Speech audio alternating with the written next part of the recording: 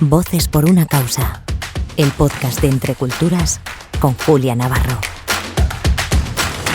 Hola, soy Julia Navarro, les doy la bienvenida a Voces por una causa, el podcast semanal de Entre Culturas, y hoy de verdad que es un programa especial porque tenemos en el estudio a Pepa Torres Pérez. Es religiosa, teóloga, filóloga, educadora social, pero les voy a contar más cosas. Les voy a contar más cosas porque yo creo que merece la pena que ustedes la conozcan en toda su extensión.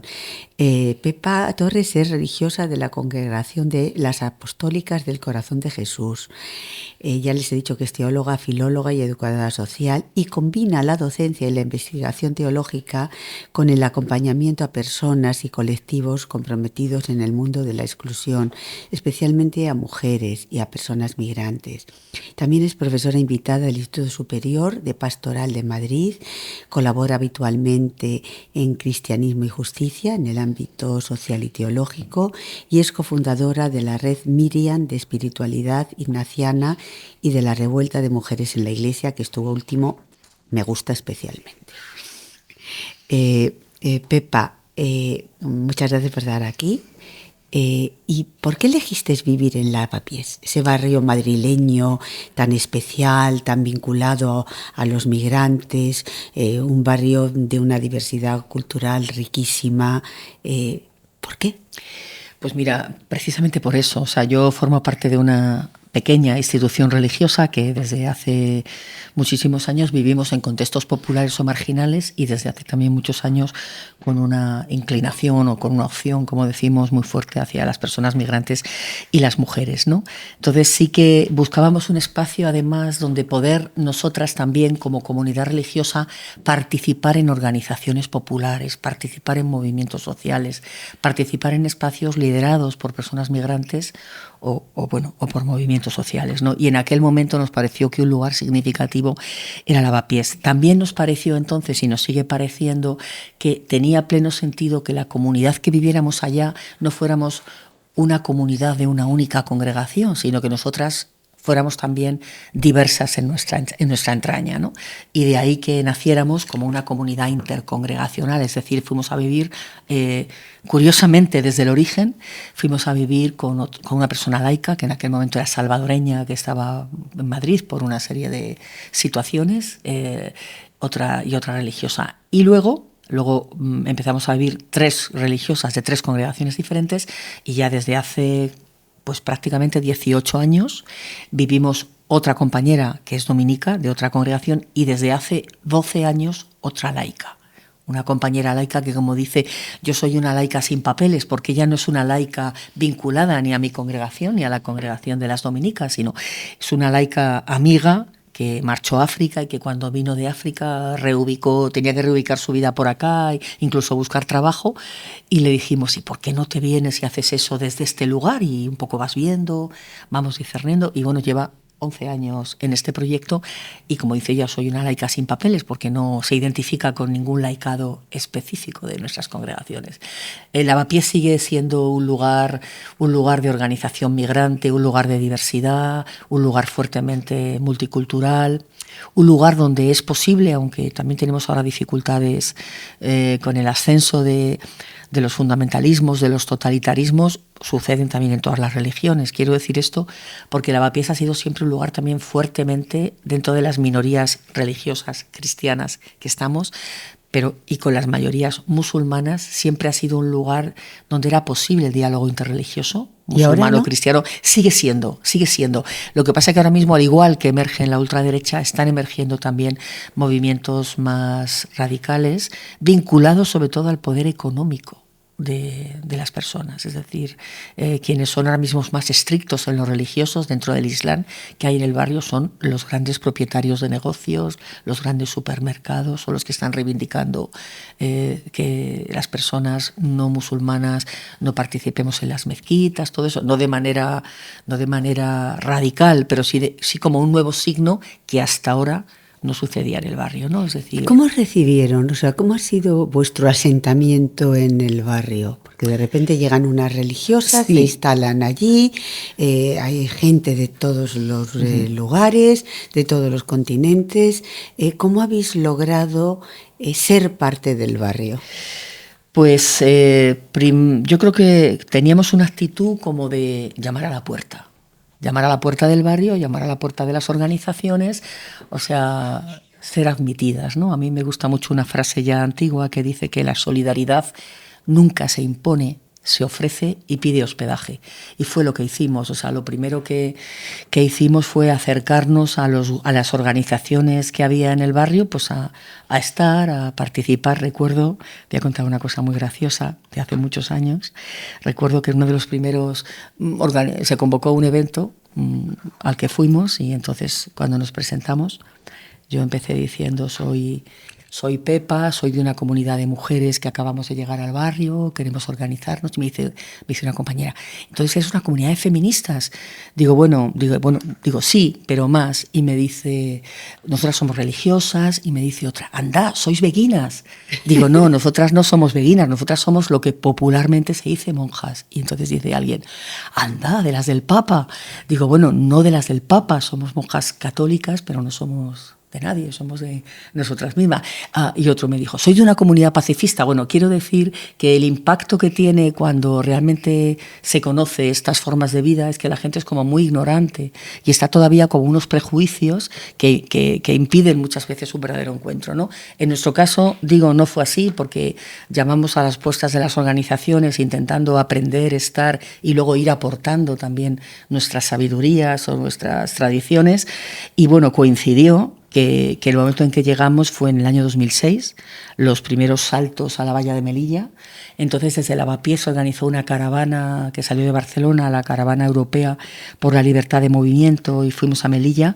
Y lo que sucedió en ese viaje, y cómo nos vinculamos unas con otras, otras con unas, y lo que sucedió después, que de ahí nació lo que llamábamos el ferrocarril clandestino, una red de personas vinculadas con la gente que saltaba las fronteras, y empezamos a unirnos a todos estos colectivos propositivos y disidentes. Yo recuerdo que en esa reunión estaba yo con otra compañera y todo el mundo, bueno, nos hicieron una encuesta: ¿qué tenéis y qué podéis ofrecer para la gente que está llegando sin papeles?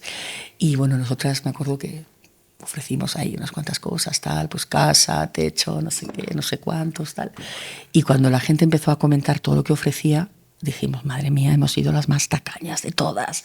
Gente popular, gente precaria, ¿no? Entonces, cuando salimos de ahí decíamos: esto es como en la Edad Media el movimiento de reforma de la Iglesia y de reforma social que hubo en la Edad Media tan potente, ¿no? Pues es que esto era así, era gente absolutamente convencida que el sistema lo teníamos que cambiar, que teníamos que crear comunidades de acogida más allá de las instituciones. Bueno, comento esto como una anécdota, ¿no? Pero bueno, que eso fue nuestra manera de acercarnos, luchar juntos y aportar también nuestros conocimientos, nuestros saberes y nuestras propias casas y nuestros propios, vamos a decirlo en esta palabra, que el movimiento antirracista también nos recuerda, y nuestros privilegios, ¿no? Y bueno, pues en eso estamos. Hemos hecho mucho camino, especialmente también con las mujeres. Me acordaba al entrar a este lugar, que yo estaba en este lugar cuando el Servicio Migrante Jesuita hizo una apuesta muy fuerte por el tema de los derechos de las trabajadoras de hogar, cuando esto apenas sonaba en el Estado español. También empezamos en mi barrio un colectivo que se llama Territorio Doméstico. Y bueno, siempre vinculadas ahí a las luchas populares, a los vínculos, ¿no? Yo creo que lo que más valoran de nosotras estas organizaciones es la capacidad de vincular con la gente popular, ¿no? Desde la relación, desde la amistad social, que diría Francisco, generar también organización y reivindicación y propuesta y bueno, lugares de encuentro, ¿no? En definitiva, levantar puentes. La Iglesia a veces ha estado muy callada en el tema de la inmigración. Afortunadamente ha cambiado ese discurso y en los últimos tiempos parece que ha abierto, no sé si los ojos o las puertas a esta nueva realidad. ¿Qué papel crees que debe de jugar hoy? Yo creo que me siento como privilegiada de vivir este momento eclesial desde Francisco al actual León XIV por esta postura tan clara y tan posicionada en todo lo que es la violencia, las guerras. Hay muchas formas de guerra, la violencia contra la migración, la violencia contra las personas que se ven obligadas a migrar también por las guerras. Me parece que hay que denunciarla, visibilizarla, y me parece sobre todo que hay que estar siempre al lado de quienes viven esos procesos, ¿no? Al lado de las víctimas, aunque no me gusta utilizar esta palabra, ¿no? Porque muchas veces hablar de víctimas inutiliza a las personas que han sufrido violencia o injusticia, y me gusta mucho más hablar de algo que dice Alain Badiou, ¿no? Que pasar del estado de víctima a estar de pie, eso es la justicia. Y muchas de las personas que han sufrido violencia, que llamamos víctimas, tienen también esa capacidad de estar de pie, de organizarse con otros y con otras, con apoyos y tal, para seguir denunciando esa injusticia y proponer alternativas, ¿no? Entonces creo que el papel de la Iglesia, como está siendo en muchos sectores, pero debería ser en todos los sectores desde mi punto de vista, porque hacia eso nos indica el Evangelio, es el de estar al lado de las personas más vulneradas en sus derechos, estar al lado, organizarse colectivamente y anunciar que es posible e imprescindible tener otra organización económica, vecinal, social, no discriminatoria, igualitaria también desde la perspectiva de las mujeres, que ese tema es al que la Iglesia, concretamente en la injusticia, más se resiste, a la equidad de género, a la propia igualdad dentro de la Iglesia. Y tú eres una de las voces que defienden esos cambios que son absolutamente imprescindibles. ¿Qué te llevó a tomar esa posición? Pues mira, hace muchos años, empezamos a ponernos en marcha, pues en torno a finales de los 80, empezamos a ponernos en marcha lo que llamábamos los grupos en muchos lugares de mujeres y teología. Es decir, mujeres cristianas que dentro incluso de la Iglesia habíamos tomado conciencia de nuestro valor y del valor de lo social en la Iglesia, pero que sentíamos que la Iglesia estaba muy masculinizada, ¿no? Y que nuestra aportación, nuestra realidad siempre estaba en un lugar subalterno, ¿no? Y entonces empezamos a estudiar teología, muchas a estudiar teología, entre ellas yo, aunque lo hice después, y otras que no estudiaban teología, pero que eran autodidactas en la teología, ¿no? Y empezamos a crear los grupos de mujeres y teología, intentando como reflexionar y divulgar lo que era la teología feminista, ¿no? La teología feminista realmente es una teología que toma del feminismo algunas categorías para interpretar nuestras tradiciones y para poner en el centro, en el caso del catolicismo, que la buena noticia del Evangelio también lo es para las mujeres, y que si algo caracterizó a las primeras comunidades cristianas fue esa igualdad, ¿no? Entonces esos grupos de mujeres y teología, junto con la Asociación de Teólogas de España, han generado muchas publicaciones, mucha conciencia de igualdad, muchas alianzas entre nosotras, y en el año 2020, si os acordáis, un poquito antes había sido el sínodo de la Amazonía, y ahí sucedió algo terrible. Y ahí sucedió que las mujeres que se juegan la vida en la Amazonía, muchas de ellas religiosas y también muchas laicas, podían hablar, pero no votar. Tenían derecho a voz, pero no a voto, ¿no? Eso fue como un ostras otra vez, ¿no? Y además institucionalmente, y además con Francisco, ¿no? Eso, junto a que muchas de nosotras ya participábamos en organizaciones de mujeres civiles, que nos sumamos en aquel entonces a la huelga feminista, y a la presentación de un libro que hablaba de esto, una mujer joven cristiana nos dijo en un foro: ¿y vosotras las cristianas qué hacéis, que estáis ahí tan paradas con lo vuestro? Y dijimos, jope, qué razón tiene, ¿no? Era como una batalla que habíamos dado como, no sé si por perdida, pero bueno, ahí está, ¿no? Y entonces a partir de ahí, me acuerdo que estábamos en Barcelona y que a las compañeras de Barcelona, yo en concreto estaba ahí, y les dije, chicas, empezar vosotras, que nosotras seguimos en Madrid, pero empezar vosotras. Entonces, tal que en octubre del 2019 se comunican con nosotras y nos dicen, chicas, hemos montado una plataforma en Barcelona que se llama Alcelabeu, para trabajar por la igualdad en la Iglesia. Somos toda gente de Iglesia, somos gente que creemos que la Iglesia es un gran potencial en nuestra vida, pero que hay que exigir una reforma bestial desde nuestra perspectiva. Entonces empezó Barcelona, seguimos Madrid, fuimos extendiéndonos, ahora mismo estamos en 36 lugares del Estado español, somos cristianas, muchas de nosotras somos también feministas, somos mujeres muy comprometidas también en lo social y en la Iglesia, dentro de la propia Iglesia. Entonces lo que más queremos es acabar con esa mentalidad, con esas prácticas, con elementos del derecho canónico que están impidiendo el acceso de las mujeres en condiciones de plena igualdad, más allá de la división sexual del trabajo, podríamos decir, ¿no? ¿Y más hasta dónde? ¿Hasta dónde crees que o se va a poder llegar? Mira, porque las resistencias son enormes. Nadie inmensas. cede el poder y la Iglesia también es una organización de poder en el que los hombres, como en otros estamentos de la sociedad, no quieren compartirlo. O sea, nosotras lo primero que pretendemos hacer es cambiar la conciencia de las propias mujeres. Hay muchísimas mujeres en la Iglesia Católica que están a gusto.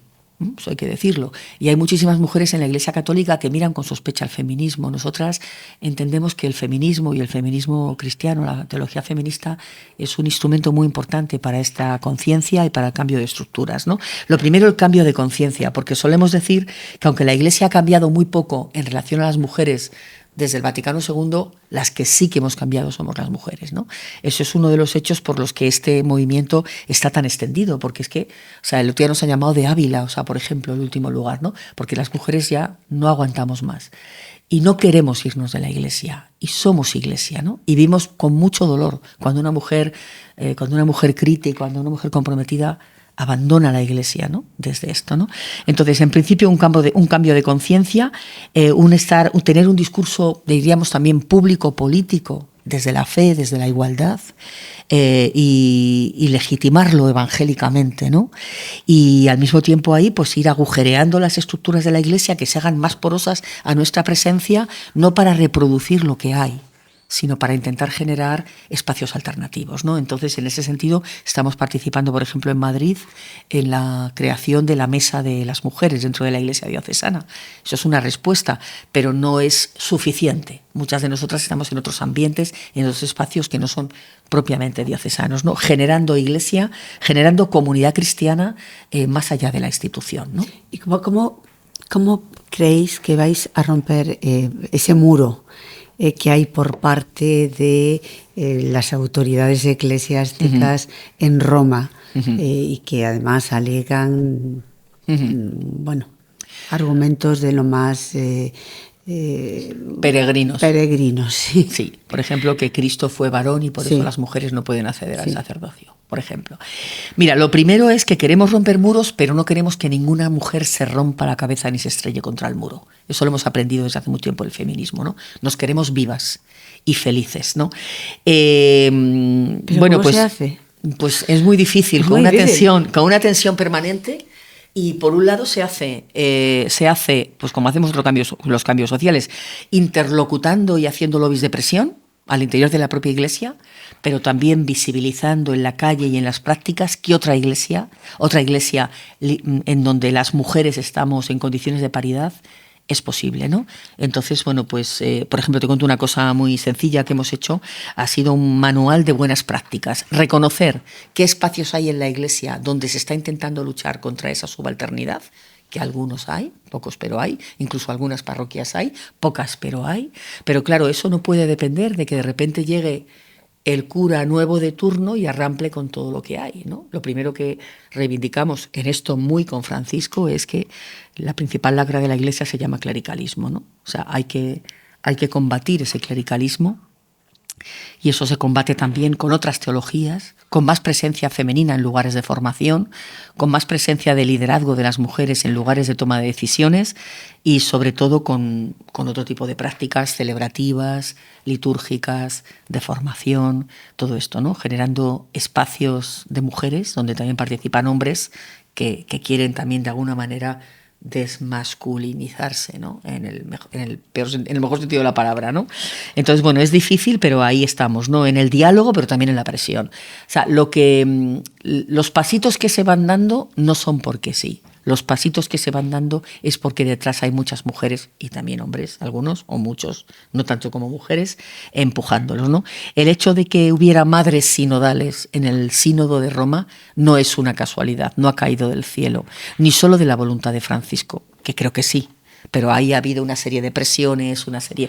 Nosotras hicimos llegar al sínodo miles de mujeres del mundo, trabajamos una encuesta sobre la situación de las mujeres en la Iglesia, se la hicimos llegar a Nathalie Becquart antes de que empezara el sínodo, al mismo tiempo que otras personas de alguna manera hicieron como una especie de pequeño sínodo alternativo en otros lugares, de alguna manera a modo de lobbies de presión, ¿no? Entonces un poco ahí estamos. ¿Hasta dónde crees que puede llegar la mujer en la Iglesia? Hasta dónde puede y hasta dónde quiere. A mí me dicen, ¿tú crees que alguna mujer puede ser papa? Digo, hoy no, puede que lo sea, pero tampoco sé si queremos una figura del papado, no digo de la persona del papa, sino una organización de la Iglesia de esa manera.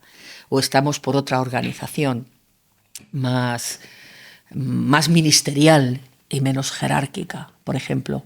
No aspiramos solo al poder. Hay un tipo de poder que yo creo, por lo menos nuestra organización, no quiere un poder que sea reproducción de lo que hay, sino una iglesia más ministerial, más comunitaria, más diversa, más inclusiva, que se tome mucho más en serio la inculturación, ¿no? Entonces, yo creo que el poder al que aspiramos supone cambiar la comprensión de ese poder y más que poder, creo que supone hablar de una autoridad compartida, ¿no? Entonces, ¿hasta dónde? No sabemos. Pero sí que no vamos a parar nosotras, y estamos seguras que otras que vengan detrás, porque se acabe o porque se vaya agrietando cada vez más hasta que caiga esta iglesia que es el gran bastión del patriarcado y que no tiene que ver en eso nada con el Evangelio, ¿no? Ese cambio de mirar la Iglesia, que es importante, que no es tanto el reproducir lo que hay, sino transformarlo, también pasará de alguna manera en algún momento por plantear cuestiones que están en la sociedad. Por ejemplo, el sacerdocio de las mujeres. Eso sí que es más, eso ya no es ser papa, sino es estar a pie de calle como estáis vosotros. ¿Qué impedimentos hay al día de hoy para que algún día las mujeres que ya son iglesia, que son parte de la iglesia, puedan ejercer ese ministerio? O sea, nosotras entendemos que aunque hay una serie de impedimentos con los que se argumenta, que son sobre todo una interpretación muy literalista de la práctica de Jesús, entendemos que sobre todo es un miedo a la pérdida de privilegios, claramente, ¿no? El principal argumento que se utiliza ahora con todo el tema de la sinodalidad, que uno de los puntos más fuertes que ha llevado es el diaconado femenino, una práctica que durante muchos siglos se mantuvo en la Iglesia y que Francisco creó una comisión para ello y tal. En el último caso, la argumentación que se ha dado es la argumentación clásica. Las mujeres no podemos ser sacerdotes ni diáconas porque Cristo fue varón, ¿no? Ese argumento, que por otro lado fue muy debatido en la comisión final, pero al final fue el que salió, nos parece que es un error porque por lo mismo Cristo fue varón y sin embargo la encarnación de Jesús de Nazaret, como decimos un punto de vista creyente, la salvación es también para las mujeres. Es decir, no podemos interpretar literalmente que porque Cristo fue varón, las mujeres no podemos ser sacerdotes. Es totalmente como irracional. Pero no hay más argumento que esto. Lo que hay detrás de esto es el miedo a la pérdida de privilegios, es la resistencia al clericalismo, ¿no? Entonces, nosotras seguiremos peleando, seguiremos también intentando movilizar nuestras comunidades cristianas y parroquias de cara a que sean más ministeriales y las mujeres y los laicos podamos participar en condiciones de igualdad y seguiremos trabajando en la teología por ir desmontando todo esto, ¿no? No hay ningún argumento explícito en el Evangelio por el que las mujeres no podamos ser sacerdotes, porque por otra parte el sacerdocio no se instituye en el Evangelio, ¿no? Francisco fue un impulsor de abrir espacios. No logró abrirlos todos, pero sí dejó planteado algunos de estos problemas de la Iglesia. Desde tu perspectiva, ¿crees que el nuevo Papa va a continuar por ese camino? ¿Y qué vais a hacer las mujeres cristianas, las teólogas como tú, para seguir ensanchando esos espacios? Francisco ensanchó muchísimo, bueno, dio una visibilidad alternativa a la Iglesia y al cristianismo de gran credibilidad en muchísimos sectores, ¿no?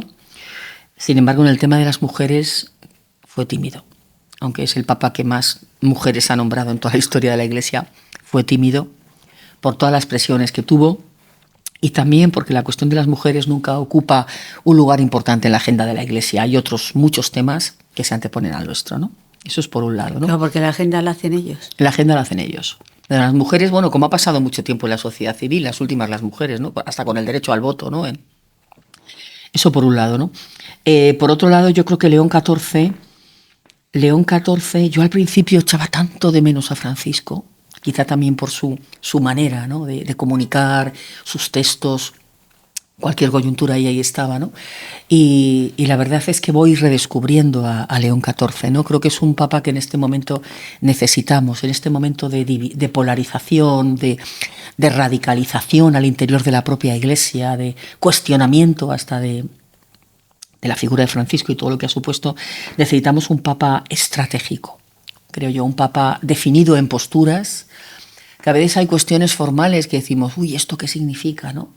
Pero en los contenidos, sobre todo en los contenidos sociales, lo tiene como muy claro en esa línea continuista de Francisco, pero también desde su propia aportación, diríamos, más intelectual que pastoral, y también eso es importante. Una posición clarísima en todo lo que tiene que ver con la tiranía del poder, como Francisco. Él como norteamericano sabe bien lo que es eso y cómo abordarlo, y con una postura como muy clara también frente a todo lo que es la violencia, la desigualdad, el capitalismo, los pobres, reeducado, reevangelizado también en América Latina.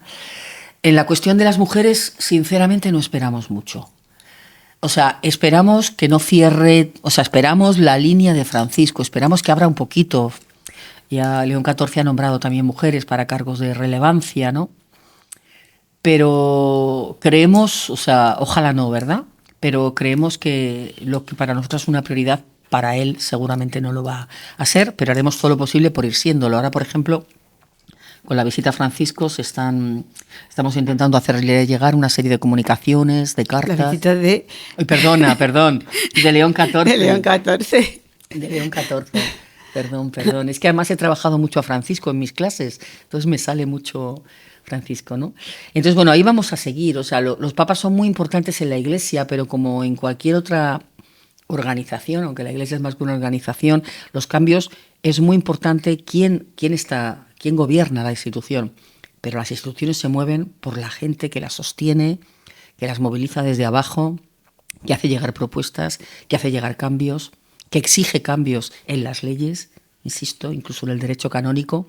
Entonces creo que no vamos a parar. Creo que siempre en la historia de la Iglesia ha habido mujeres en revuelta, desde el propio movimiento de Jesús. Ahora te voy a preguntar por eso. A la Edad Media, reformadoras, pasa que han sido invisibilizadas por la historia. Entonces no nos sentimos que estemos inventando nada. Venimos de esa tradición de mujeres, de esas mujeres discípulas, compañeras de Jesús, Magdalena, Febe, Teresa de Jesús, las beguinas. De todas esas mujeres venimos, ¿no? Entonces, bueno, queremos que el espíritu está también ahí, en esa tradición, en esos movimientos de Iglesia, y seguiremos, ¿no? ¿Cómo nació esa iniciativa de la revuelta de las mujeres en la Iglesia y cuáles son las demandas que hoy estáis planteando? Bueno, a mí me encanta la revuelta de mujeres en la Iglesia, me parece. Pues además, te vamos a invitar. Sí, claro. Además, sabes que lo más bonito de esta revuelta para mí es la diversidad. O sea, somos mujeres de diferentes lugares sociales. Somos mujeres de mi edad, muchas mujeres. Hay una mujer con 80 años que lleva toda su vida luchando por esta igualdad en la Iglesia, que ha sido además celebradora en los pueblos más abandonados de Segovia, una mujer laica, catedrática en la universidad desde que se jubiló y descubrió la pobreza en estos pueblos de Segovia y el abandono ahí. Maravillosa África, nuestra compañera África, que tiene 82 años, una cabeza espléndida, y ahí está. Mujeres jóvenes que se nos acercan, mujeres muy creativas también, porque hemos descubierto que para llegar a la gente es muy importante no solo la teología, que es fundamental, sino que hay que hacer también una teología en la calle, performativa, y esto está siendo muy potente en nosotras. También todo el tema de la cultura es fundamental, ¿no? Entonces, bueno, ¿qué es lo que reivindicamos? Reivindicamos el dar a conocer la teología feminista, que nos parece fundamental para reinterpretar nuestra propia tradición, para ser críticas con nuestras instituciones y convertir estas instituciones en espacios donde las mujeres podamos estar, en espacios de lugares de toma de decisiones. Reivindicamos también acabar con el fin de la violencia hacia las mujeres en la Iglesia y, por supuesto, fuera de la Iglesia. Reivindicamos un poco también todo el tema de que se repiensen los documentos eclesiales y que en esas elaboraciones estemos las mujeres. ¿Nos imaginamos una moral sexual de la Iglesia hecha por mujeres y por mujeres laicas? ¿Cómo hubiera sido la moral sexual de la Iglesia si ahí hubieran estado las mujeres y no solo los hombres y los célibes, ¿no?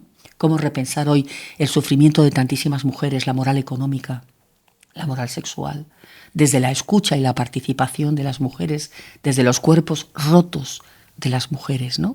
Nos parece que eso es fundamental, ¿no? Reivindicamos también un cambio de lenguaje, un cambio de símbolos. Hay toda una tradición en la Biblia de simbología femenina sobre Dios, ¿no? Como decía Rosemary Radford Ruder, si Dios es varón, el varón es Dios. No es que entendamos que Dios sea varón ni mujer. El símbolo de Dios, el misterio de Dios, se expresa desde el lenguaje humano, desde las metáforas humanas. Cómo recuperar esas metáforas de la divinidad que nos incluyan a las mujeres y nos sirvan para legitimar la opresión y la violencia hacia las mujeres, ¿no? Yo siempre recuerdo cuando era joven un texto que leíamos mucho en aquella época, ¿no? Que era: me sedujiste, Señor, y me dejé seducir. Y decía la traducción de la Nácar Colunga: me violaste y me pudiste. Podemos considerar que eso es palabra de Dios. ¿Cómo hay que reinterpretar ese texto para que eso no legitime precisamente la violación y tal, ¿no? Entonces, bueno, un poco en esa línea también, ¿no? Pepa, ¿por qué decidiste ser monja? Pues decidí ser monja porque me descubrí todo un mundo que desconocía a los 22 años, que fue el mundo de las personas jóvenes y los niños empobrecidos, marginados fundamentalmente en Madrid, en el contexto de la heroína, del Madrid de la movida, ¿no? Cuando Madrid estaba en la movida, existía la otra cara de la movida, que era la marginalidad de los niños, de las niñas, de los jóvenes, de las mujeres, en concreto el barrio de Tetuán, la época dura de la heroína en Tetuán, y ahí yo trabajaba ahí. Bueno, mi vocación ha sido siempre cultural. Yo soy filóloga y mi aspiración era quedarme a trabajar en la universidad, pero se me pasó por medio esta realidad y entonces ahí descubrí mujeres sin alfabetizar, ¿no? En un contexto en el que bastante gente creyente impuso las aulas de cultura popular, de alfabetización a las mujeres, y junto a ellas descubrí a sus hijos, no muchos en la droga, sus hijos pequeños, de fracaso escolar, y en medio de todo eso descubrí a una comunidad de mujeres que vivían ahí, que eran felices ahí, que sus vínculos eran estas familias y que eran monjas. Entonces yo tenía a mi pareja entonces y me fui dando cuenta que yo estaba en un momento también de replantearme qué hacer con mi vida. Había terminado la carrera, estaba terminándola, y entonces de repente dije, joder, si yo lo que quiero es vivir así. Y entonces dije, anda, pero eso es ser monja. ¡Buah! Me aterrorizaba la palabra y lo que significaba.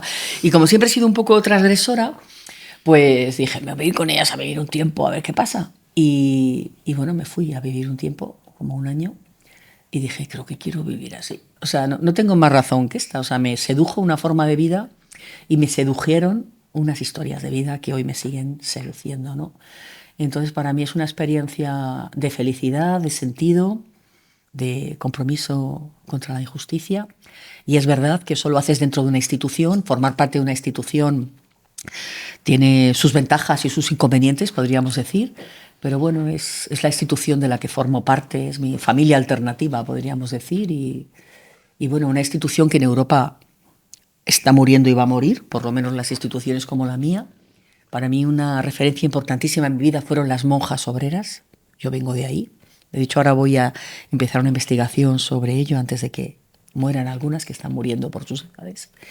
Y bueno, creo en esta forma de vida que, como digo, no es mayoritaria. Las monjas obreras. Pues porque mira, yo creo que son unas grandes desconocidas. Absolutamente.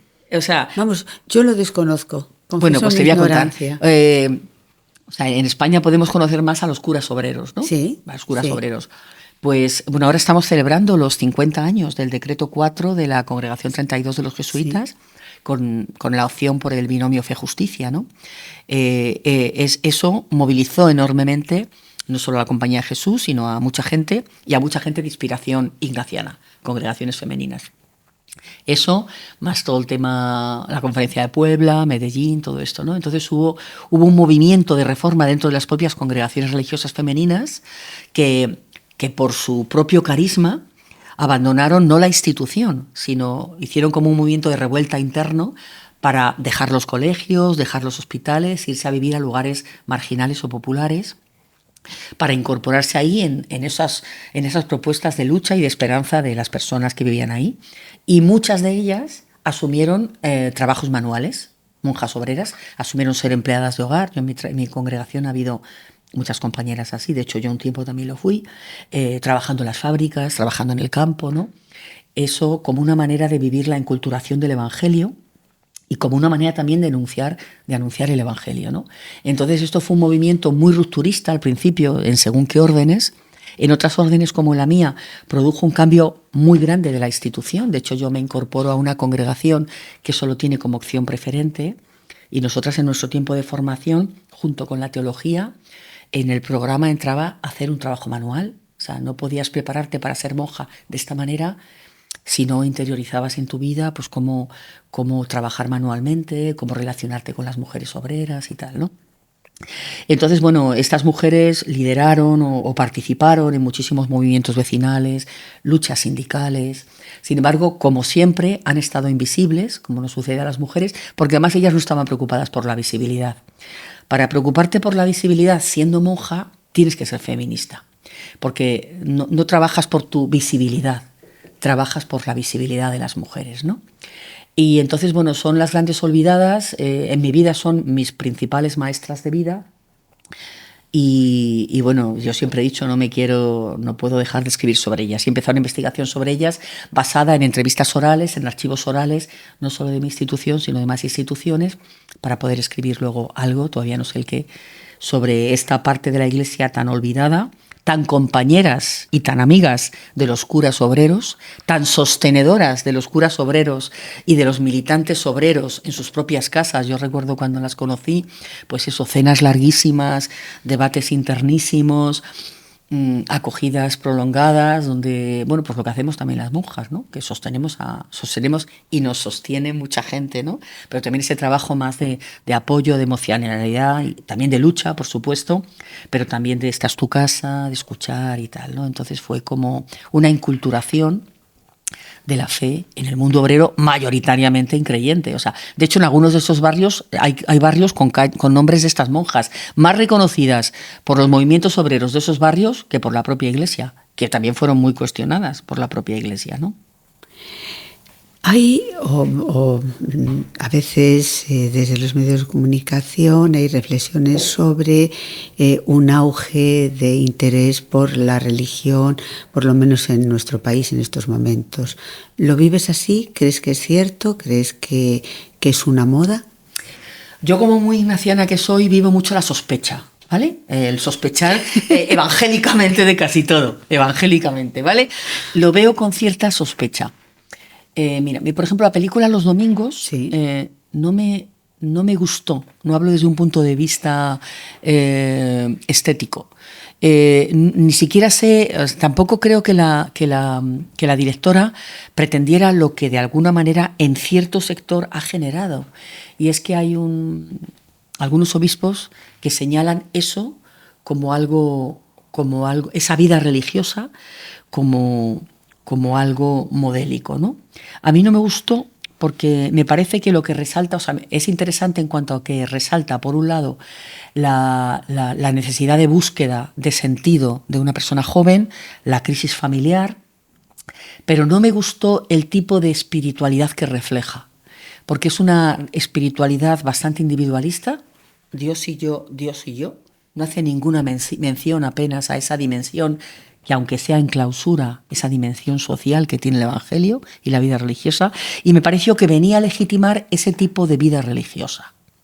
En ese sentido no me gustó. Y luego no me gustó tampoco cómo presenta la intolerancia de la persona atea, porque yo conozco muchísimas personas ateas respetuosas y felices. Y me parece que presentaba una imagen muy amargada del ateísmo.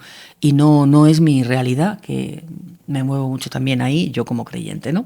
Eso por un lado. Entonces, sí que creo que qué imagen de Dios, o sea, en qué Dios no solo es si hay más fe, sino qué contenido tiene esa fe, cuál es mi fe, en qué Dios creo, ¿no? Desde luego el Dios cristiano no es el Dios del individualismo, no es el Dios de la prioridad nacional, no es el Dios del escapismo, sino que es el Dios de la comunidad, es el Dios del compromiso por la fraternidad, por la sororidad, y creo que hay una emergencia ahora mismo de lo religioso, que yo creo que es más política que devocional, que está identificado en grandes sectores más con la derecha y con la ultraderecha, con todos mis respetos hacia la gente de derechas que es creyente y que lo vive con fidelidad al Evangelio. Y creo que hay detrás unos intereses que tienen que ver con lo hegemónico, ¿no? El mismo gesto de Trump bendecido por las autoridades de Estados Unidos, ninguna católica, por cierto. Ninguna católica, sí. O el gesto de llenar el otro día el estadio de fútbol, 380.000 personas, con el testimonio de este futbolista acusado de violar a una mujer. O bueno, otros signos de algunos sectores políticos aquí en España que para argumentar utilizan el Evangelio interpretándolo a su manera. Yo lo veo con cierta sospecha. Aparte que los datos revelan que no es verdad, que desgraciadamente la mayoría de la sociedad española está cada vez más secularizada. Digo desgraciadamente porque hay una dimensión de lo religioso que la gente desconoce y que es liberadora. ¿Qué nos va a quedar de la visita del Papa? A mí no me gusta, o sea, ¿qué nos va a quedar y qué está pasando, ¿vale? ¿Qué está pasando, no? Creo que lo que está pasando no tiene que ver nada con el Papa, ¿no? Pero en el fondo está pasando que estamos otra vez en lo escénico, aprovechando la visita del Papa como para dar una visibilidad de la fe o del catolicismo más que de la fe, que no sé si es la que todas y todos queremos, ¿no? Este aspecto espectacular de la fe, que bien suceden cosas interesantes, ¿no? Que esas sí pedías por Francisco, ¿no? Por León XIV, ¿no? Como es la visita a Cedia, tal, ¿no? La visita al Congreso, que en este caso es importante, ahí continúa la línea de Francisco, ¿no? Esa claridad también que tiene León XIV, ¿no? De que la fe no puede ser manipulada políticamente por nadie, ni por la izquierda, pero por supuesto tampoco por la derecha, quien más lo suele hacer, ni por la ultraderecha. En ese sentido, contenta de esta visita, pero crítica con esta manera tan espectacular de ofrecer una imagen del catolicismo, donde además todo cabe, ¿no? No lo sé, me provoca ciertos cuestionamientos. ¿Qué es lo que va a quedar? Pues no lo sé, o es ese efecto burbuja. Yo sí que creo que es importante en el momento de polarización que tenemos en la sociedad española y en el momento político que tenemos, creo que es importante también la visita del Papa. Esa autoridad moral que dice el presidente, creo que es importante remitir que no todo sirve, hay que respetar reglas de juego, hay que respetar las democracias, tienen que mejorar las democracias, por supuesto, pero no todo vale, y desde luego la fe no es una fe de sacristía.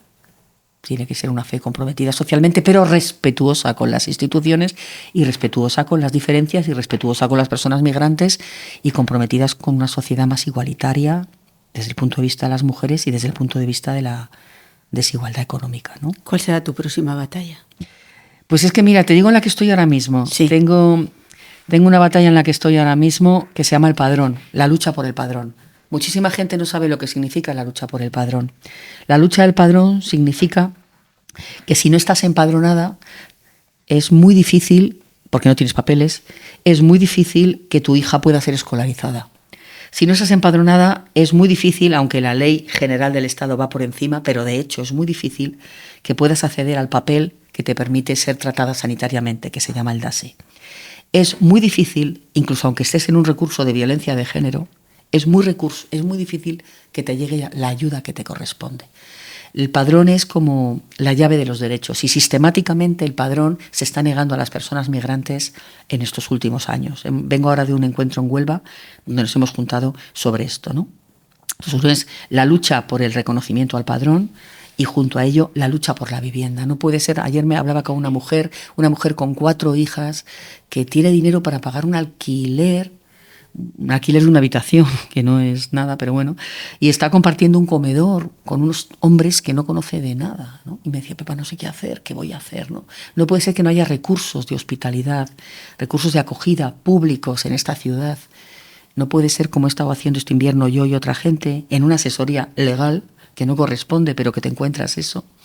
Mujeres recién llegadas de otros países y que están durmiendo en la calle, que les tienes que ofrecer una manta para que no pasen frío, y al día siguiente ir a verlas, a ver cómo están, intentar ver qué hacemos juntas, ¿no? Como sociedad, ¿no? Entonces el derecho a la vivienda es absolutamente salvaje en este país. Atraviesa a las clases medias, pero desde luego a los sectores más populares y vulnerables les condena a la más absoluta exclusión, ¿no? Y cuando hablamos de violencia, hoy una de las mayores violencias yo creo que es la exclusión de la vivienda, ¿no? En esa batalla estoy salvajemente, mirada también desde la perspectiva de las mujeres, ¿eh? Que es que los cuerpos de las mujeres siempre son peaje para casi todo, ¿no? Entonces me parece tremendo y me parece muy poco lo que todos los partidos políticos, incluido el gobierno, están haciendo en este tema, porque hay intereses económicos fuertísimos ahí detrás, ¿no? Al mismo tiempo me parece muy, muy evangélico lo que se ha hecho en Almería. El nuevo obispo, en cuanto ha llegado, en diálogo con las organizaciones sociales y con las organizaciones de la Iglesia comprometidas en la lucha contra la pobreza, ha puesto a disposición de las personas de los asentamientos la Casa de Espiritualidad de Almería, ¿no? Y ahí hay un proyecto donde sé que también está metido ahí el Servicio Migrante Jesuita, que creo que es un signo. Decíamos, ¿qué nos va a quedar de la visita del Papa? Qué bonito hubiera sido en esta visita un signo profético.